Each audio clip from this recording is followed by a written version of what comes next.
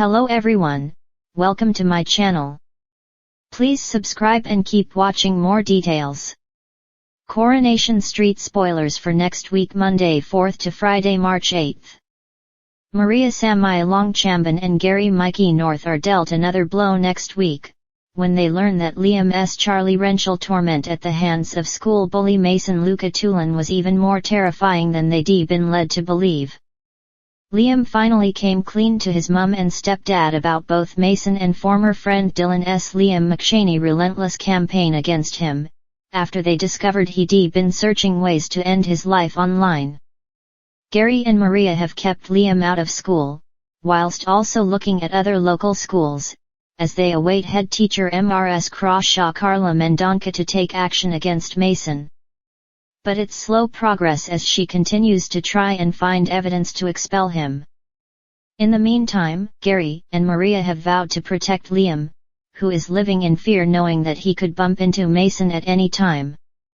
When the pair take Liam for a milkshake at Roy's Rolls next week, who should walk in but Mason?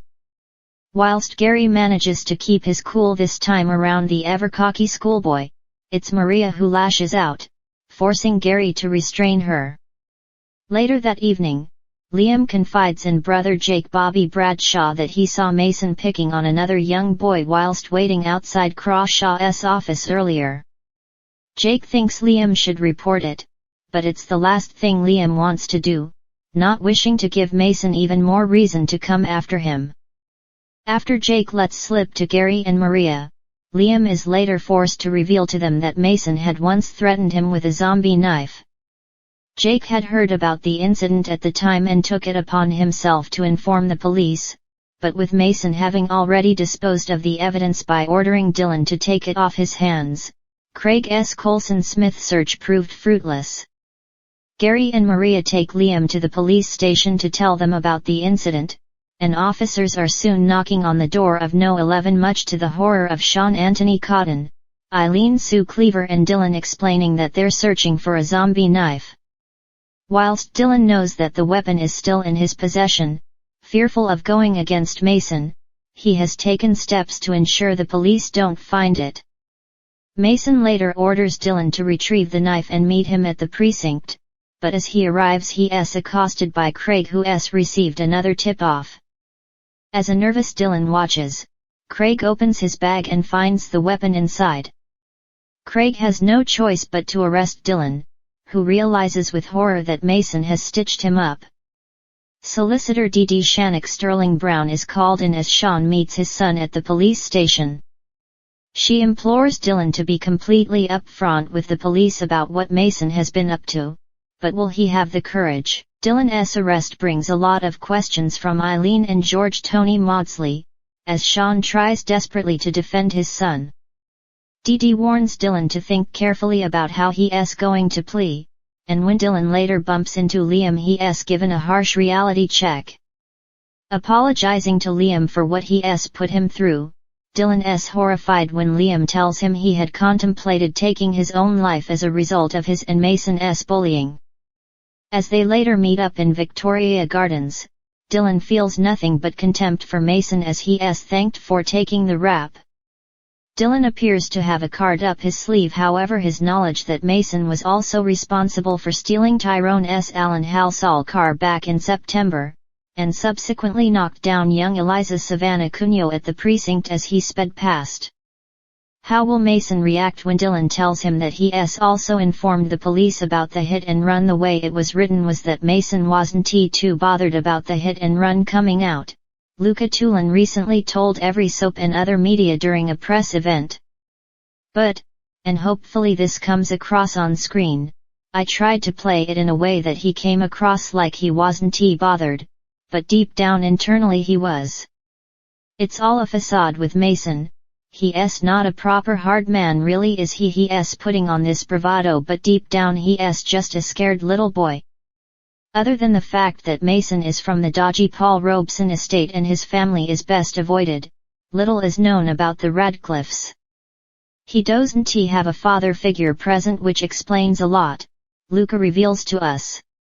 He has a lot of masculine influence which doesn't provide him an outlet to discuss or talk about his feelings whatsoever.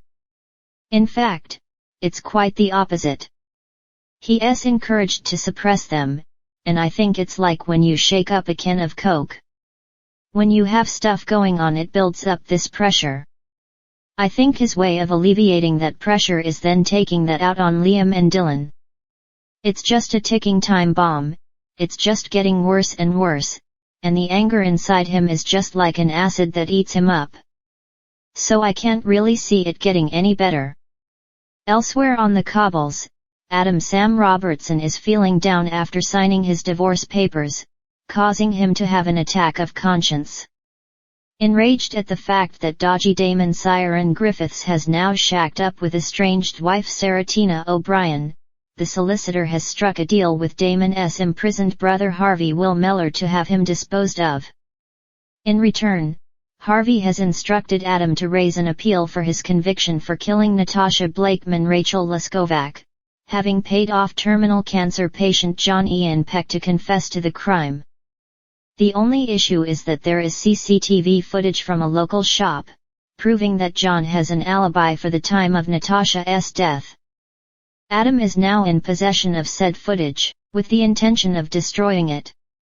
However, now feeling guilty about his actions, Adam decides to instead delete Harvey's appeal documents, and places the footage in a jiffy bag ready to send to the police. Harvey is fuming when he soon realizes that Adam has double-crossed him, and warns him that he should watch his back. When Adam later calls in on Sarah, he declares that he doesn't want to go through with the divorce after all. He still loves her and wants her back. It's a massive mix of emotions, Tina O'Brien tells us. Secretly deep down I think she might be having doubts herself, not because she hasn't got feelings for Damon, I just think she's just got such a strong connection with both of them.